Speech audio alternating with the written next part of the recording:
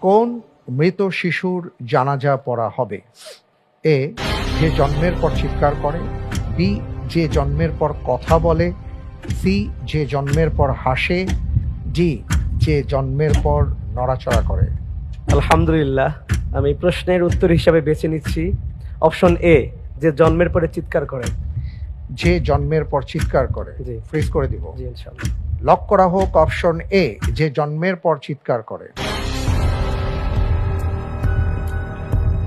আপনি বলেছেন যে শিশুর জন্মের পর চিৎকার করে তার জানাজা পড়া হবে যদি সে মৃত্যুবরণ করে সাথে সাথে।